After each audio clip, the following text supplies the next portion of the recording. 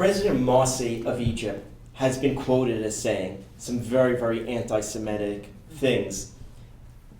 In your opinion, what do you think Egypt looks like in 5 years' time? Because underneath Morsi's leadership presently, it's been very poor administration and execution. Look, had I been asked before, who will I elect as the best candidate for presidency of Egypt from the point of view of Israel, most likely I wouldn't have elected Morsi.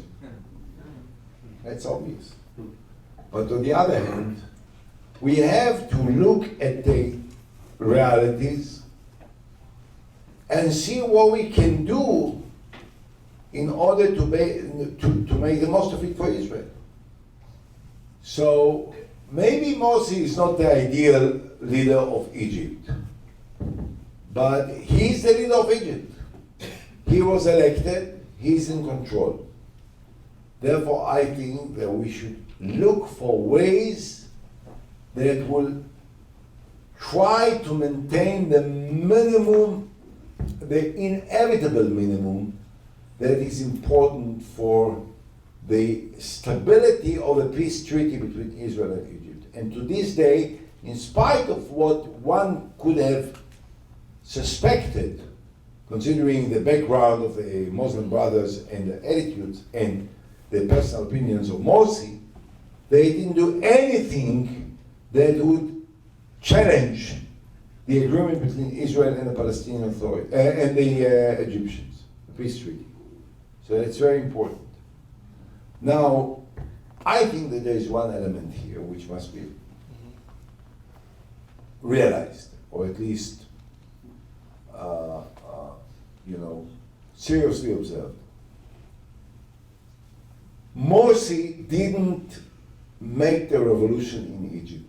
This was a spontaneous revolution, the eruption of the discontent of the population against the government of President Mubarak, who I'm very sad for, because on a personal basis, he was a good friend. We used to talk almost every week or 10 days on the phone. He always invited me to spend time with him in Sharm el-Sheikh. He said, come for a month, I'll make sure that you'll have a nice place there. And Sharm el-Sheikh is a wonderful resort place, one of the best in the world. Why not?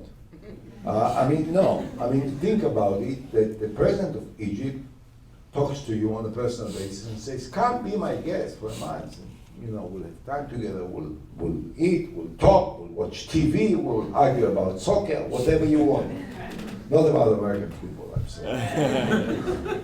That I had with Bush. Every time, we talked about it, we said, we don't watch TV, we don't watch news.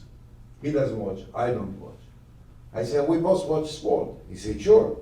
And I said, I watch the real soccer and the real football, which is the European soccer, and you watch American football, which is a great game, by the way. I admire American football, but the real game is the European soccer. So he said, how can you say that? And we had a big fight. Next time he came to Israel, he brought me a ball of soccer. And there were the flags of America and Israel on the ball. And he said it was inscribed to, His Excellency Prime Minister of Israel, on the occasion of my visit to the State of Israel, President George W. Bush. Turned the ball down, and down there I saw made in China. But I never said it to the president. I never said it to the president. So anyway, Morsi is the president of Egypt.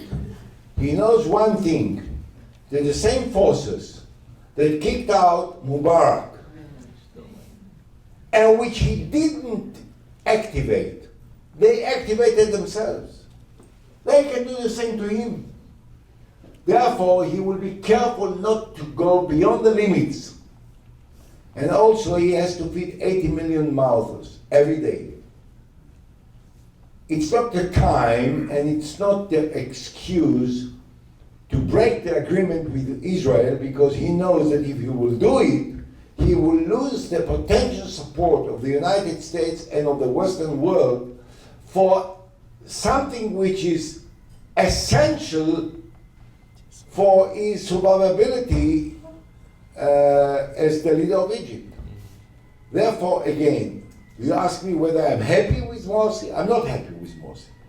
Do I think that he is the best friend of the Jewish people? Not at all.